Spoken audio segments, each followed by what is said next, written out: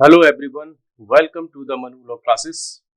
In this session of daily news analysis, today is 28th of May 2024 and you are watching with Naresh Sharma. So guys, we are going to discuss first of all the thought of the day.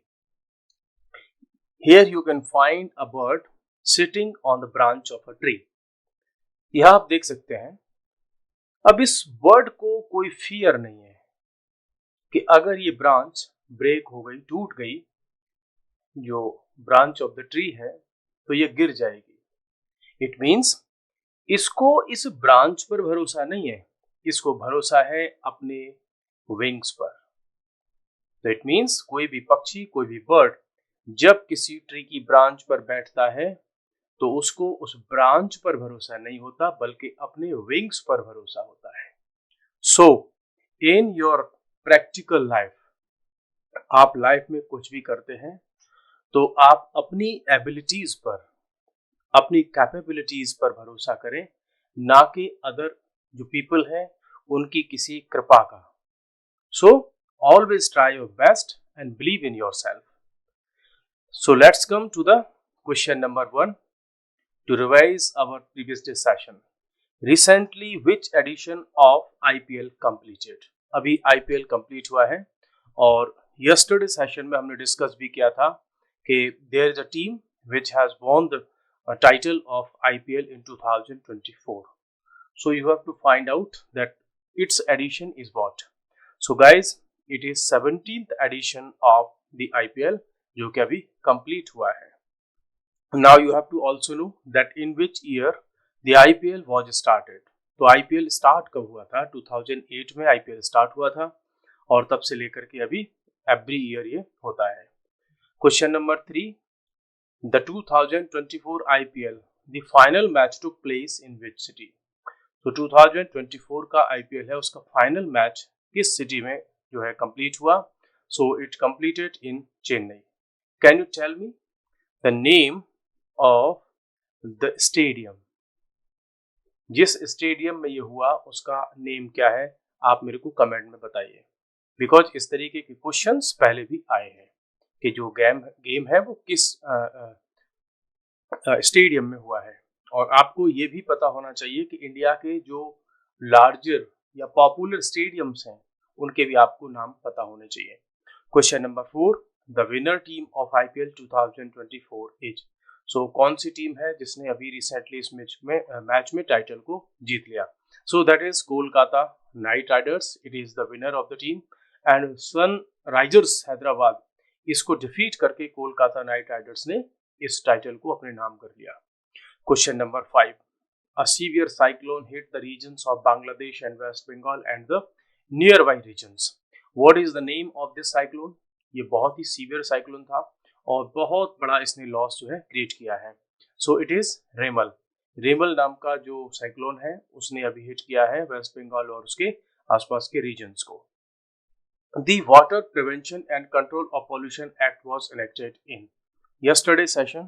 हम जब discuss कर रहे थे तो बात हुई थी कि यमुना का जो फ्लड प्लेन्स है या यमुना का जो पॉल्यूशन है उसको रिलेटेड इश्यूज को लेकर के द हिंदू ने कुछ अपनी रिपोर्ट्स पब्लिश की थी और आफ्टर दैट जो एनजीटी है उसने उसका कॉग्निजेंस लिया और कुछ अपना एक्शन उसमें स्टार्ट किया है।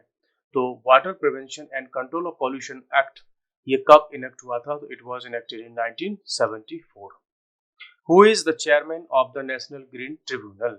सो बिकॉज एनजीटी ने इस पर एक्शन लिया है और एनजीटी ने और भी इंडिया में बहुत सारे इश्यूज पर अपना एक्शन लिया था। So you have to find out the chairman. It is Prakash Shrivastava. He is the chairman of national green tribunal. What is the meaning of first production in legal proceedings, judicial proceedings? कल हमने discuss किया था कि there was a report under project 39A जो कि national law universities की तरफ से चलाया जा रहा है। उसमें दिल्ली के जो सबऑर्डिनेट कोर्ट्स हैं उन पर एक रिसर्च उन्होंने पब्लिश की थी और उसमें इश्यूज निकाला था कि फर्स्ट प्रोडक्शन जो होता है कोर्ट्स में उसको लेकर के उसने अपना कुछ डेटा और अपना एनालिसिस जो है पब्लिश किया था। So you have to find out the meaning of first production. क्या है इसका मीनिंग? कि the first appearance of accused in the police station. तो क्या फर्स्ट प्रोडक्शन का मीनिंग ये है? या the first appearance of the investigation officer in the court, ये है या the first production of the accused at the court. हाँ, जब किसी अक्यूज्ड को फर्स्ट टाइम कोर्ट के सामने पेश किया जाता है, उसका अपीयरेंस होता है, that is known as first production. Can you tell me which is the article under Constitution of India which says about the first production of the accused? कि किसी भी पर्सन को 24 आवर्स में कोर्ट्स में magistrate के सामने उसको appear करना होता है, प्रोड्यूस करना होता है, कौन सा आर्टिकल है? आप बताइए मेरे को कमेंट में। Next question, Cannes film festival took place in which country? So ये अभी रिसेंटली हुआ है और लकीली इंडिया की एक मूवी को भी इसमें अवार्ड मिला है। So it is the film festival of France. France में एवरी ईयर कंप्लीट होता है और वर्ल्ड लेवल की जो मूवीज होती हैं उनको यहाँ पर अवार्ड्स मिलते हैं। Which Indian film won the grand prix award recently in Cannes film festival? तो कौन से जो है इंडिया की कौन सी मूवी है जिसको इसमें अवार्ड मिला है? और ये बड़ा अचीवमेंट है इंडिया के लिए, बिकॉज काफी टाइम से ऐसा नहीं हुआ है। All We Imagine as Light. This is the movie which won the Grand Prix Award under the Cannes Film Festival. So now we are going to discuss today's various other important news. The current affairs of the day. Let's start. IMD forecast above normal monsoon. जो Indian meteorological department है उसने forecasting की है कि इस बार जो monsoon है वो नॉर्मल से भी अच्छा रहेगा। इट मीन्स जो प्रेशर रीजन बन रहे हैं, देखो मैं आपको बता देता हूं कि दिस इज, सपोज करो इंडिया का मैप अगर ऐसे कहें तो दिस साइड से आती है मानसूनल विंड्स और इसकी कई सारी ब्रांचेज होती हैं। फिर इधर आपका बे ऑफ बंगाल बन जाता है और यहाँ से फिर ये इधर आपका म्यांमार होता है और यहाँ पर माउंटेन रेंज है, that is Arakan Yoma mountain range. यहाँ से जो विंड्स होती हैं इस माउंटेन से आगे नहीं जा पाती, क्रॉस नहीं कर पाती, तो वापस ऐसे हिट बैक करती है और इधर से ये विंड्स इधर जाती है। सो इंडिया का जो मोस्ट ऑफ द रेनफॉल है वो हमारी इसी साउथ वेस्ट मानसून से होती है। सो ये क्वेश्चन बहुत बार रिपीट हुआ है कि इंडिया में जो रेनफॉल है वो किससे होती है? सो इस मानसून से होती है, that is south west monsoon. अब होता क्या है, देखो ये हो गया आपका ओशियन वाला रीजन। यहाँ पर जो टेम्परेचर होता है वो लो होता है, जबकि यहाँ जो लैंड मास है उस पर टेम्परेचर हाई होता है। अब आपको पता होगा कि जो विंड्स हैं वो लो टेम्परेचर से हाई टेम्परेचर की तरफ मूव करती हैं। अब ये विंड्स जब यहाँ से आती हैं तो अपने साथ में वाटर वेपर लेकर के आती हैं और फिर इस रीजन में आकर के ये रेनफॉल करती है। तो ये तो हो गया इसका मैकेनिकल जो सिस्टम है कि जो हमारे यहाँ जो मानसून है, how it hits India and how it creates the conditions for rainfall in central India, western India and also some parts of the eastern India। ठीक है, अब हम देख लेते हैं कि इसमें अगर उन्होंने बात की है किस बार मानसून अच्छा रहेगा, सो इसके क्या जो है रिलेशन इसका होता है इंडिया के एग्रीकल्चर से। और इंडिया का अगर एग्रीकल्चर, बिकॉज इंडिया की जो इकोनॉमी है अभी भी उसमें एग्रीकल्चर का बहुत बड़ा रोल है, बिकॉज इंडिया की अराउंड 70% पॉपुलेशन अभी भी विलेजेस में रहती है और एग्रीकल्चर पर डिपेंड है। जब मॉनसून अच्छा होता है तो एग्रीकल्चर की जो प्रोडक्शन है वो हाई होता है और जब एग्रीकल्चर का प्रोडक्शन हाई होता है तो जो फार्मर्स होते हैं उनकी जो इनकम है वो इंक्रीज हो जाती है, उनकी पॉकेट में आ जाता है मनी। जब फार्मर्स की, इट मीन्स इंडिया की 70% पॉपुलेशन की पॉकेट में यदि मनी होगा तो फिर वो क्या करेंगे, उनकी परचेजिंग पावर कैपेसिटी बढ़ जाती है, फिर वो मार्केट से आइटम्स को परचेज करते हैं। ठीक है, जब मार्केट से आइटम परचेज करते हैं तो फिर इकोनॉमी में डिमांड बढ़ती है प्रोडक्शन की, और ये डिमांड कौन फुलफिल करता है? कंपनीज करती हैं, इंडस्ट्रीज करती हैं। अब ये इंडस्ट्री जब डिमांड को फुलफिल करेंगी तो ये कंपनीज में जब प्रोडक्शन की मीन्स डिमांड आएगी तो ये नई हायरिंग भी करती हैं फिर कंपनीज। सो ये पूरा का पूरा जो मॉनसून है इंडिया की इकोनॉमी से हमेशा कनेक्टेड होता है। So just keep it in mind that Indian economy is directly connected with the impacts of monsoon. Now we are going to discuss a very important editorial that is about Chabahar Port. और ये जो आपको पता होगा, you can recall it easily that India and Iran signed a pact to operationalize the Chabahar Port in Iran. ठीक है, यहाँ पर ये बात करते हैं कि देखो जो चाबहार पोर्ट का एग्रीमेंट इंडिया और ईरान के बीच में साइन हुआ, वो बहुत ही ज्यादा इम्पोर्टेंट है और नेक्स्ट 10 इयर्स में ये बहुत बड़ा जो है रोल यहाँ पर प्ले करने वाला है। इंडिया के लिए ये क्राउन प्रोजेक्ट है, मींस हमारे ऐसे समझो सिर का ताज की तरह एक है, बिकॉज यहाँ से हमारे इकोनॉमिक रिलेशंस भी ठीक होंगे और हमारे स्ट्रेटेजिक रिलेशंस भी यहाँ से ठीक होंगे दोनों ही कंट्रीज के बीच में। हम अगर बात करें तो ये ऐसे प्रिकेरियस टाइम में हुआ है कि जब पूरे के पूरे वेस्ट एशिया में प्रॉब्लम्स चल रही हैं। प्रॉब्लम्स हम कैसे देख सकते हैं कि देखो इजराइल और ईरान की टेंशन ऑलरेडी चल रही है, उधर गाजा वगैरह में इजराइल का टेंशन ऑलरेडी चल रहा है, उधर ईरान के जो प्रेसिडेंट है उनकी डेथ हो गई, ईरान के जो फॉरेन मिनिस्टर हैं उनकी डेथ हो गई। अब इजराइल और ईरान की प्रॉब्लम होने से इंडिया को क्या लेना देना। देखो ये ऐसे इसका इशू ऐसे कनेक्ट होता है कि हमने इजराइल में भी कुछ पोर्ट्स वगैरह का साइन किया था अडानी पोर्ट के थ्रू, अडानी कंपनी के थ्रू, इधर हमने ईरान में भी। और इजराइल और ईरान दोनों ही एक दूसरे के मींस ऐसे कहूं कि बिल्कुल कट्टर एनिमी है ना। तो दोनों के साथ में हमें रिलेशंस बनाना हमारे लिए बहुत ही प्रॉब्लम भरा एक मींस कांटों भरा रास्ता था। फिर भी इंडियन डिप्लोमेसी ने दोनों के साथ में चैलेंजेस को डील किया और दोनों ही कंट्रीज के साथ में हमने अपने रिलेशंस को ठीक किया। ठीक है, दूसरा अगर हम बात करें तो इकोनॉमिक और स्ट्रेटेजिक दोनों ही टाइप से इंडिया की इसमें हेल्प होने वाली है इंडिया के रिलेशनशिप में।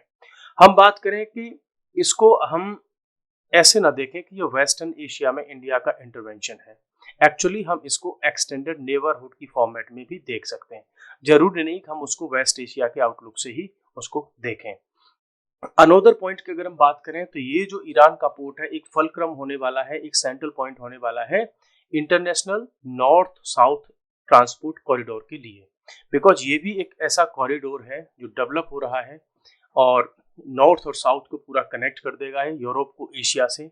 और इसकी सबसे बड़ी बात यह है कि इंडिया को सेंट्रल एशिया से, रशिया से और यूरोप से कनेक्ट कर देगा ये जो ट्रांसपोर्ट कॉरिडोर है, that is international north south transport corridor, और इंडिया को सेंट्रल एशिया, रशिया और यूरोप से कनेक्ट करेगा। इसमें बड़ी बात यह है कि पूरा पाकिस्तान ही हमने इसमें क्या कर दिया, उसको बाईपास कर दिया, अब हमें पाकिस्तान पर डिपेंड नहीं होना होगा। इसमें अनदर पॉइंट ये निकल करके आता है कि ये जो चाबहार पोर्ट है ये केवल इंडिया के लिए इंपॉर्टेंट नहीं है, बल्कि यहाँ पर जो अभी न्यू इक्वेशंस बनी है वेस्ट एशिया में, specially in the extended neighbourhood of India, तो हमको देखने को मिलता है कि अफगानिस्तान में गवर्नमेंट अभी अंडर कंट्रोल है तालिबान के। और रिसेंट टाइम में जैसे कि हम नवंबर 2023 की बात करें तो जो अफगान के लीडर्स हैं उन्होंने भी चाबहार पोर्ट को विजिट किया था और इस चाबहार पोर्ट के कुछ टर्मिनल्स में अराउंड $35 मिलियन का इन्वेस्टमेंट किया है अफगानिस्तान ने। और अफगानिस्तान के साथ में इंडिया के रिलेशंस ठीक ठाक हैं, अच्छे हैं, तो पाकिस्तान को यहाँ पर कंटेन करने में हमको अच्छी खासी हेल्प मिलने वाली है। दूसरा अगर हम बात करें कि ईरान और इंडिया के रिलेशंस को हम बहुत हाई लेवल पर यहाँ से ले जा सकते हैं, बिकॉज रिसेंट ईयर्स की अगर हम बात करें तो हमारे जितने भी प्रोजेक्ट ईरान में चल रहे थे वो सबके सब लगभग हमारे एंड हो चुके थे। So this will be the new start for India and Iran relationship. दूसरा इसमें अगर हम बात करें, जैसे हमारा पहले एक प्रोजेक्ट था फरजाद बी, इसमें इंडिया और ईरान की कंपनीज मिलकर के वहां पर ऑयल एक्सप्लोरेशन का काम करती थी, लेकिन ये प्रोजेक्ट हमारा बंद हो गया। उसके बाद हमने देखा कि ईरानो हिंद शिपिंग कंपनी थी जो ईरान और इंडिया दोनों की कंपनीज मिलकर के शिपिंग का काम करती थी, लेकिन ये भी प्रोजेक्ट हमारा बंद हो गया था। तो हम इसको अगर देखें बैकग्राउंड में कि जब से 2003 से इंडिया ने अदर कंट्रीज में अपना इन्वेस्टमेंट स्टार्ट किया, जैसे कि शखालिन आइलैंड है एक रशिया का, वहां पर भी हमने पोर्ट बनाने के लिए रशिया में इन्वेस्ट किया था। ऐसे ही हमने चाबहार और या जो ईरानो हिंद कंपनी वगैरह यहाँ पर भी इन्वेस्टमेंट किया था। तो ये उस समय के दौर में इंडिया के लिए बड़े इंपॉर्टेंट असेट्स थे फॉरेन कंट्रीज में। अब अगर हम ये देखें कि इंडिया की डिप्लोमेसी और इस रीजन की जो जियोपॉलिटिक्स है उससे अगर इसको हम रिलेट करके देखें तो इंडिया और ईरान को इसमें बहुत कुछ मिलने वाला है, और अगर इसकी थोड़ी सी हम ठीक से स्टडी करेंगे तो हमको इसमें पता चल जाएगा।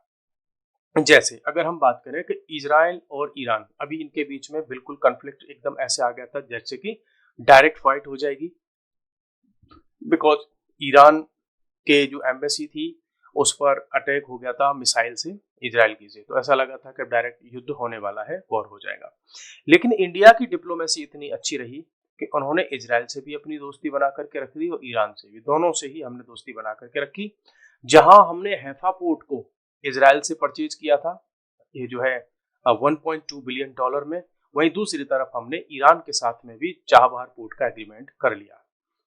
इसमें हमने और भी अच्छी चीजें ये रही कि इंडिया की डिप्लोमेसी ने यूनाइटेड स्टेट्स, इजराइल और अरब पार्टनर जो थे उनके साथ में अच्छे रिलेशंस बना करके रखे। हमने India middle east economic corridor जो G20 के समय डिस्कस किया था, उसके साथ में भी हमने जो है उसको प्रमोट किया। प्लस इंडिया के जो अदर पार्टनर्स थे, I2U2, ये क्या है, I2U2, I for India, I for Israel, तो 2 बार आई हो गया। U2 मीन्स UU, तो यूनाइटेड स्टेट्स ऑफ अमेरिका और यूनाइटेड अरब एमिरेट्स, ठीक है।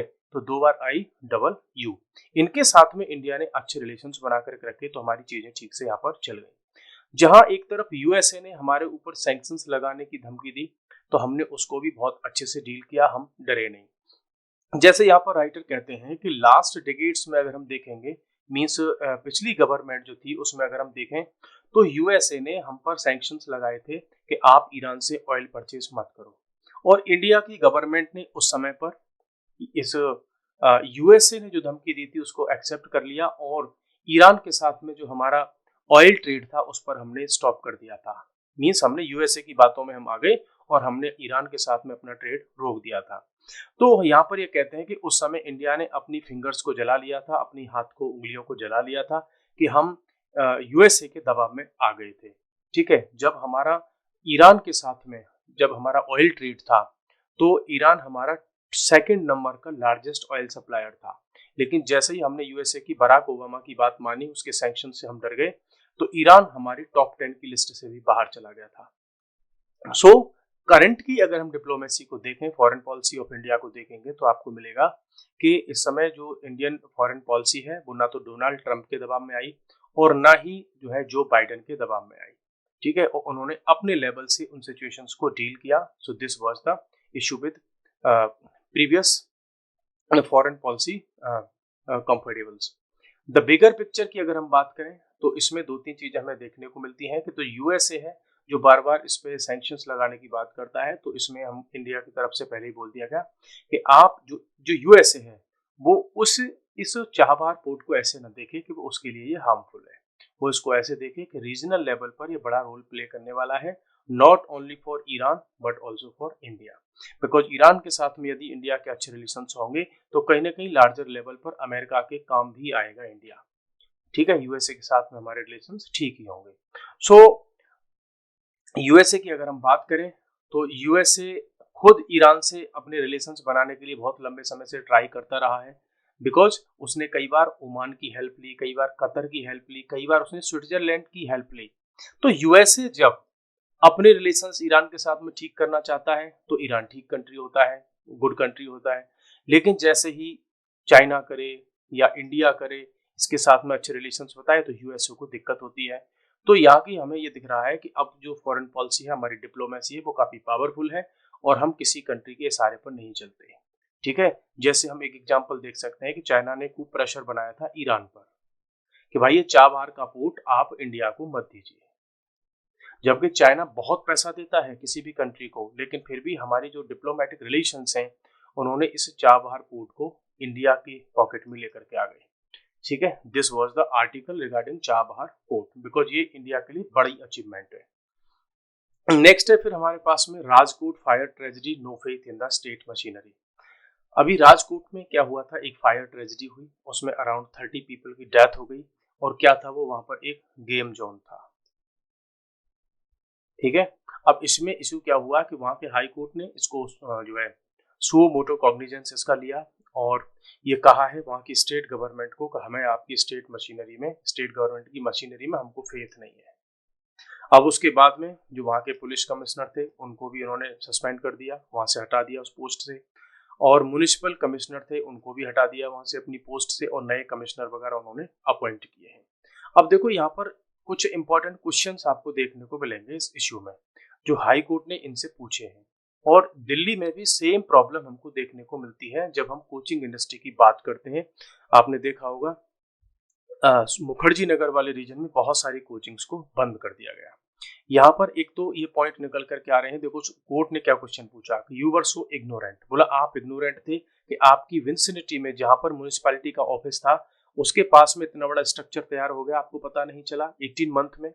दूसरा, you were blind to it, आपने क्या आंखें बंद कर रखी थी। You were unaware of 18 month से आपको पता ही नहीं था। क्या इसमें फायर सेफ्टी का कोई अप्लाई भी किया था कि नहीं किया था इन्होंने, अप्रूवल की तो बात छोड़ो। क्या आपने कभी इस बिल्डिंग का इंस्पेक्शन किया था? ठीक है, मींस यहाँ पर कोर्ट कह रहा है कि भाई हम तो ये मान करके चल रहे हैं कि आप पूरी तरह से ब्लाइंड थे। और कुछ रिपोर्ट की अगर हम बात करें तो वो रिपोर्ट ये सजेस्ट करती हैं कि जो म्यूनिसिपैलिटी के जो कमिश्नर थे, जहां से परमिशन वगैरह मिलती है ऐसी बिल्डिंग को, उस कमिश्नर ने आकर के इस गेम जोन का फीता भी काटा था। ठीक है, उसका इनॉग्रेशन भी किया था उसी ने, उसी के हाथों से उसका इनॉग्रेशन करवाया था। और आज जब इस बिल्डिंग में आग लग गई, बहुत सारे लोगों की डेथ हो गई, तब ये कह रहे हैं कि नहीं साहब हमें तो पता ही नहीं था। तो what did the municipal body do, तो भाई आपने इतने टाइम में क्या किया? क्या वहां से कोई जो है नो फायर की एनओसी आपके लिए थी? आपने बिल्डिंग के स्ट्रक्चर को चेक किया था कि नहीं किया था? ठीक है, तो इट मींस आपने हमेशा इस बिल्डिंग को, ऐसी बहुत सारी बिल्डिंग्स होंगी, यहाँ पर कोर्ट का कहना है कि जो गवर्नमेंट अथॉरिटीज हैं, उनके जो ऑफिसर्स हैं, वो कहीं ना कहीं बैकग्राउंड से पैसा वगैरह ले लेते हैं और चीजों को नेग्लेक्ट करते हैं। उन्हीं के संरक्षण में, उन्हीं के प्रोटेक्शन में ऐसे बहुत सारी बिल्डिंग्स चलती हैं, जहां पर अल्टीमेटली कोर्ट का फिर ये कहना था कि जो गवर्नमेंट अथॉरिटीज हैं वो किसी मिस हैपनिंग के लिए, किसी ट्रेजेडी का वेट करती हैं और तब जा करके कोई एक्शन लेती है। मींस प्रोएक्टिव एक्शन वो लेते नहीं है, और बाद में जब कोई बड़ी दुर्घटना, एक्सीडेंट हो जाता है, तब जा करके कुछ समय के लिए वो एक्शंस लेती है। नेक्स्ट अब हम आते हैं, nothing corrupt in making promises in manifestos. Supreme court में एक केस आया और उसमें यह कहा गया कि जो पॉलिटिकल पार्टीज अपने मैनिफेस्टोज में चीजें बांटने की, फ्रीबीज की जब बात करती हैं, तो उसको भी एक करप्ट प्रैक्टिस माना जाए। करप्ट प्रैक्टिस माना जाए इन द सेंस कि ये ऐसे माना जाए जैसे कि कोई ब्राइबरी है, या उनको किसी ने ब्राइब दिया, या पॉलिटिकल जो पार्टीज हैं वो कुछ ऐसी प्रैक्टिसेस को प्रमोट कर रही हैं जो सोसाइटी के लिए, पॉलिटिक्स के लिए, डेमोक्रेसी के लिए, और जो है जो अकाउंट ऑफ द गवर्नमेंट है उसके लिए ठीक नहीं है, फिजिकल प्रूडेंस के लिए ठीक नहीं है। तो यहाँ पर सुप्रीम कोर्ट ने यह कहा कि भाई जो पॉलिटिकल पार्टीज हैं वो अगर ऐसी कुछ स्कीम्स की बात कर रही हैं तो उसको हम करप्ट प्रैक्टिस में काउंट नहीं कर सकते। कैसे, आपको एग्जांपल दूं, जैसे अभी रिसेंटली कांग्रेस की तरफ से स्पीच आई कि भाई आप हमको वोट दे दीजिए तो हम 1 लाख रुपीस पर ईयर आपके अकाउंट में देंगे। यूथ को हम बहुत सारी जो है अकाउंट में पैसा देंगे, उनको महिलाओं को 1 लाख रुपीस पर ईयर देंगे। प्लस जो अभी जो है प्रधानमंत्री अन्न योजना एक चलती है उसमें फूड ग्रेन वगैरह मिलता है, बोला इसमें हम जो जो जो फूड ग्रेन्स मिलते हैं उसको हम डबल करके देंगे आपको, या और भी कुछ पैसे बांट देंगे, या ऐसा कोई भी चीज हम आपको दे देंगे अगर हमारी गवर्नमेंट बन गई तो यहाँ पर जो प्लीडर था उसका ये कहना था कि भाई इस तरीके की जो प्रैक्टिसेस हैं उनको करप्ट प्रैक्टिस में काउंट किया जाए। लेकिन सुप्रीम कोर्ट ने बोल दिया कि नहीं, ऐसा हम इसको कोई ऑर्डर पास नहीं कर सकते। So we will discuss another issue in another class, another session. So we are going to end this session today. Bye bye. Take care.